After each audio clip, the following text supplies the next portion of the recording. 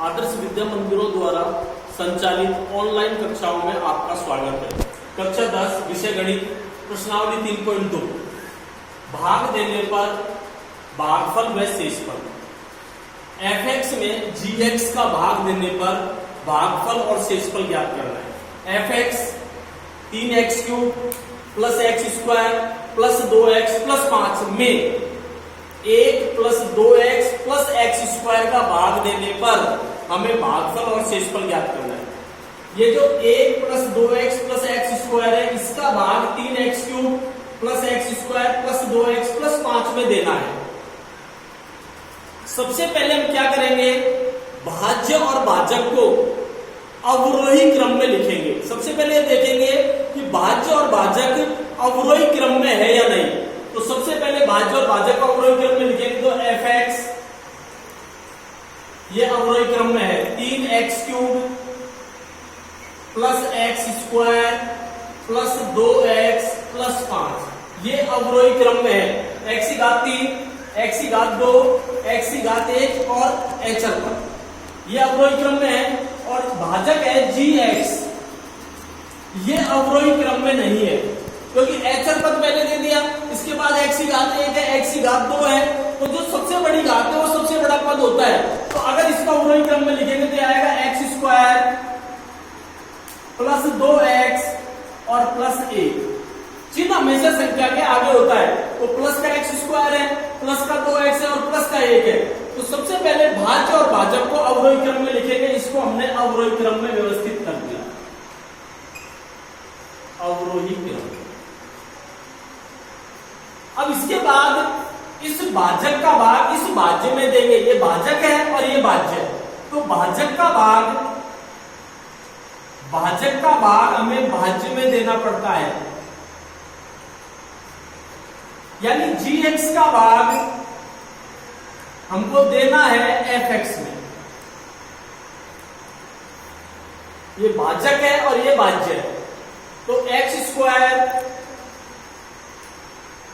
Plus 2x plus 1, इसका भाग देंगे 3x³ plus x² plus 2x और प्लस 5 में। इसमें हम एक काम और कर सकते हैं, वो ये कर सकते हैं कि यहां पर ये जो भाज्य है इसमें x की घात 3 है, फिर x की घात 2 आ गया, फिर x की घात 1 है और h पद है। x की घात 3, x की घात 2, x की घात 1 और h पद, ये x² x की घात 1 और h पद, यानी ये दोनों अवरोही क्रम में व्यवस्थित है। अवरोही का मतलब घटते क्रम में, x की घात 3, x की घात 2, x की घात 1 और h पद, x की घात 2, x की घात 1 और h पद। तो भाज्य और भाजक दोनों अवरोही क्रम में व्यवस्थित है। अब भाग केवल हमको इसे x² का भाग 3x³ में देना है।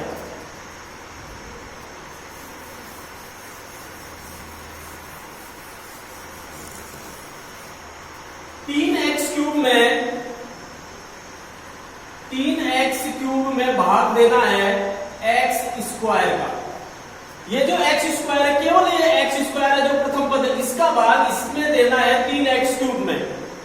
तो भाग देने का नियम है कि चिन्ह का भाग चिन्ह में देंगे, तो ये प्लस और ये भी प्लस है, तो प्लस का भाग प्लस में देंगे प्लस। इसके बाद इसका गुणांक 1 है, गुणांक का भाग गुणांक में देंगे, तो 1 का भाग 3 में देंगे 3। और x² का भाग अगर x³ में देंगे तो भाग देने का मतलब है घात में से घात को घटाना। 3 में से 2 घटाएंगे तो x की घात आएगी 1, यानी x। ये x की घात 3 है और भाग हमको x² का देना है, तो इस घात में से इस घात को घटाएंगे तो x की घात 1 अर्थात x, तो भागफल आ गया 3x।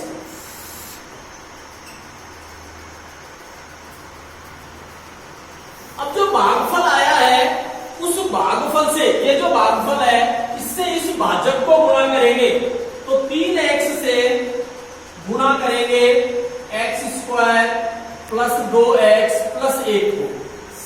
तो यहां पर 3x को अगर x² से गुणा करेंगे, वही नियम है, चिन्ह चिन्ह से गुणा होगा, तो प्लस को प्लस से गुणा करेंगे प्लस, 3 ऐसे कैसे आएगा, इसका गुणांक 1 है तो 3 को 1 से गुणा करेंगे 3, और x और x² को गुणा करेंगे तो दोनों की घातें जुड़ेंगी 2 और 1 3।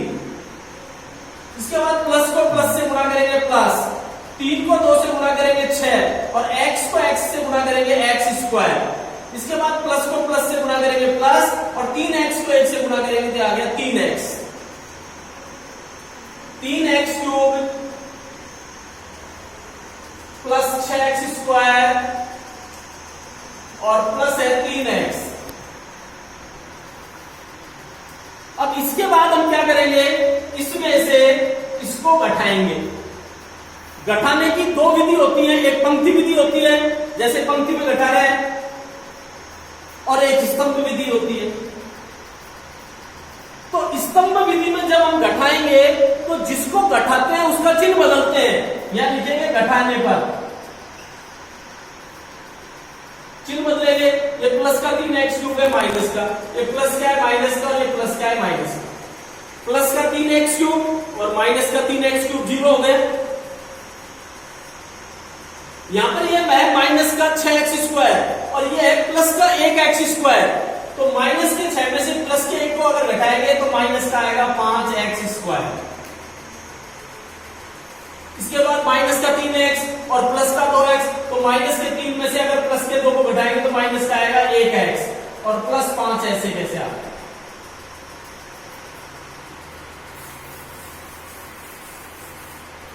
अब ये जो x स्क्वायर है इसका भाग देंगे माइनस 5x स्क्वायर में, माइनस 5x स्क्वायर में भाग देंगे x स्क्वायर।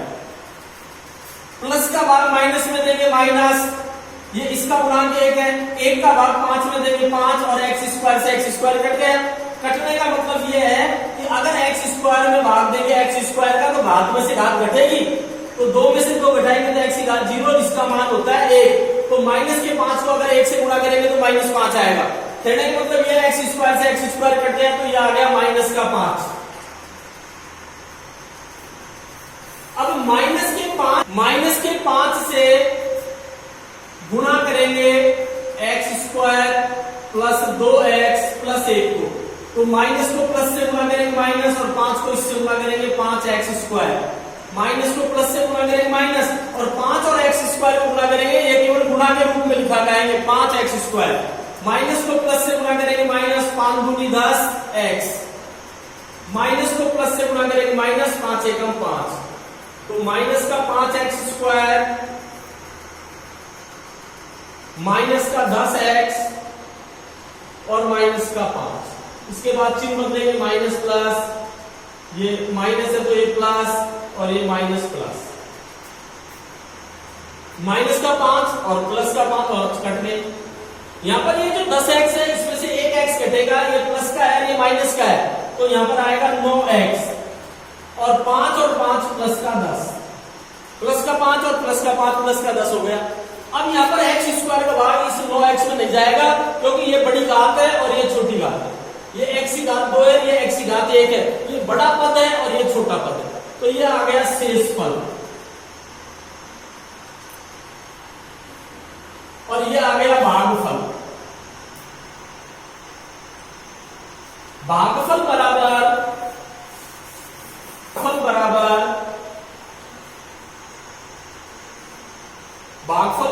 3x minus 5। शेषफल बराबर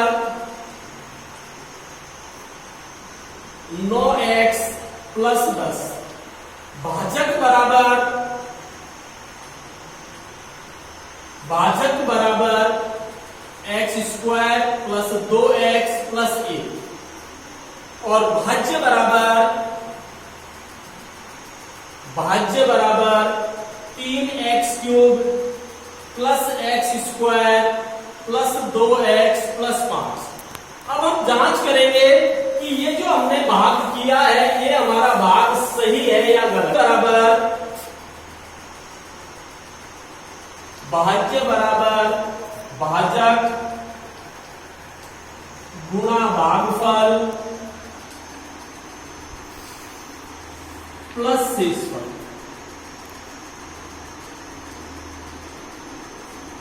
भाज्य बराबर भाजक है हमारा है x square plus 2x plus 1 और भागफल है 3x माइनस 5 और शेषफल है 9x प्लस 10 कि इस भाजक को भागफल को गुणा करेंगे। ये दोनों गुणा है, भाजक गुणा भागफल, ये दोनों गुणा होंगे। अगर मिश्रित संक्रिया है तो उसमें पहले गुणा की क्रिया होती है, बाद में जोड़ की और माइनस की होती है। तो पहले गुणा करेंगे तो x square plus 2x plus 1 को इससे गुणा करेंगे। X square plus 2x plus 1 को गुणा करेंगे 3x माइनस 5। तो यहां पर एक्स स्क्वायर को 3x से गुणा करेंगे तो एक्स स्क्वायर को 3x से गुणा करेंगे तो हो गया 3x क्यूब। फिर एक्स स्क्वायर से माइनस 5 को गुणा करेंगे माइनस 5x स्क्वायर। फिर 2x से 3x को गुणा करेंगे तो प्लस का 6x स्क्वायर। फिर 2x से माइनस 5 को गुणा करेंगे माइनस का 10x। फिर 1 से इसको गुणा करेंगे प्लस का 3x और 1 से माइनस 5 को गुणा करेंगे माइनस 5।